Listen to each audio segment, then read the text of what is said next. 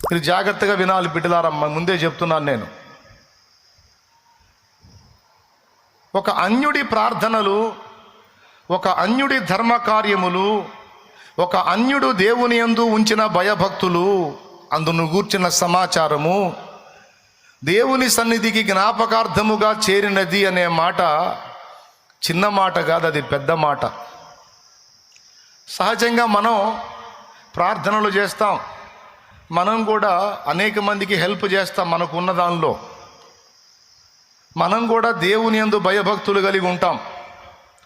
మనం దేవుని విషయంలో కనపరిచే ప్రేమ, దేవుని విషయంలో మనం కనపరిచేటువంటి భయం, సాటి మనిషి పట్ల మనం చూపే ప్రేమ, దేవునికి మనం చేసే ప్రార్థనలు అసలు నిజంగా దేవుడు పట్టించుకుంటాడా?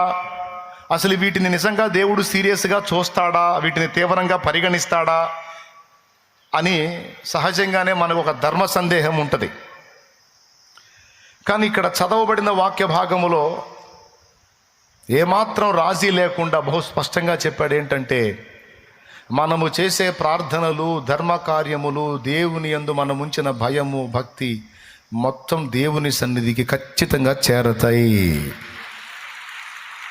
అనేది చాలా స్పష్టంగా చెప్పాడు. ఒక అన్యుడు, మీరు జాగ్రత్తగా వినాలి బిడ్డలారమ్మ, ముందే చెప్తున్నాను నేను. ఒక అన్యుడి ప్రార్థనలు, ఒక అన్యుడి ధర్మ కార్యములు, ఒక అన్యుడు దేవుని యందు ఉంచిన భయభక్తులు, అందును గూర్చిన సమాచారము దేవుని సన్నిధికి జ్ఞాపకార్థముగా చేరినది అనే మాట చిన్న మాట కాదు, అది పెద్ద మాట. సహజంగా మనం ప్రార్థనలు చేస్తాం, మనం కూడా అనేక మందికి హెల్ప్ చేస్తాం. మనకు ఉన్న దానిలో మనం కూడా దేవుని యందు భయభక్తులు కలిగి ఉంటాం. మనం దేవుని విషయంలో కనపరిచే ప్రేమ, దేవుని విషయంలో మనం కనపరిచేటువంటి భయం, సాటి మనిషి పట్ల మనం చూపే ప్రేమ, దేవునికి మనం చేసే ప్రార్థనలు అసలు నిజంగా దేవుడు పట్టించుకుంటాడా?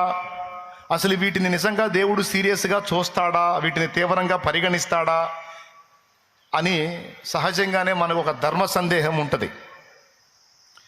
కానీ ఇక్కడ చదవబడిన వాక్య భాగములో ఏమాత్రం రాజీ లేకుండా బహు స్పష్టంగా చెప్పాడు. ఏంటంటే, మనము చేసే ప్రార్థనలు, ధర్మ కార్యములు, దేవుని యందు మనం ఉంచిన భయము, భక్తి మొత్తం దేవుని సన్నిధికి ఖచ్చితంగా చేరతాయి.